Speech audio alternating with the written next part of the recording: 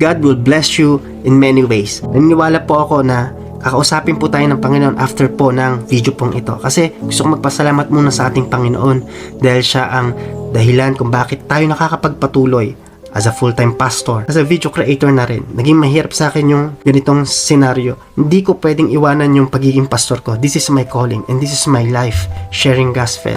Sa panahong ito, di ko na alam yung gagawin ko kasi doon sa 6 years kong pananatili sa bahay na walang bayad, kailangan ko na mag-move kasi hindi na kami titira doon. Kaya nag-by faith kami at sa 6 years na kami ay nasa parking lot, nasa bahay lang, nag-church. Hindi ko rin alam kung saan kukuha ng pambayad for transportation, pang-upa.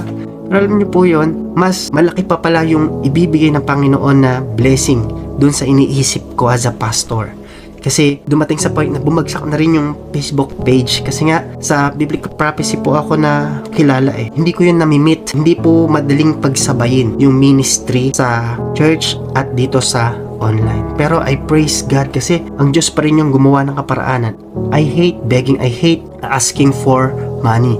Yes, I release merch. Pero mas kakaiba yung gagawin ng Panginoon. Mas matindi pa yung testimony na gagawin ng Panginoon na hindi sa inaasahan po natin kundi sa hindi natin inaasahan. Kaya sa panahon po na yun, hindi ko na alam po yung ano yung gagawin ko. Pero nagpatuloy lang po as a full-time pastor. Yes, preaching the word of God, preaching the gospel, disciple.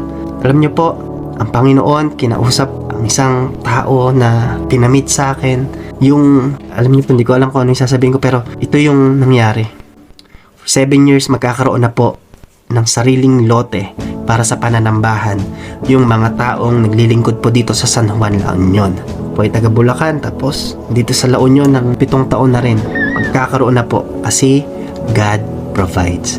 Hindi po matatapos sa miracle at testimony na ito yung gagawin ng Panginoon. Dahil yung testimony at miracle na ito ay magpapatuloy. Marami pang gagawin ng Panginoon na himala sa buhay ng kanyang mga anak. Kaya ikaw, nag-a-ask, totoo ba na kumikilos pa rin ng Panginoon sa mahimalang bagay? Yes. Magpatuloy ka lang, maging faithful ka lang. God will bless you. To God be the glory.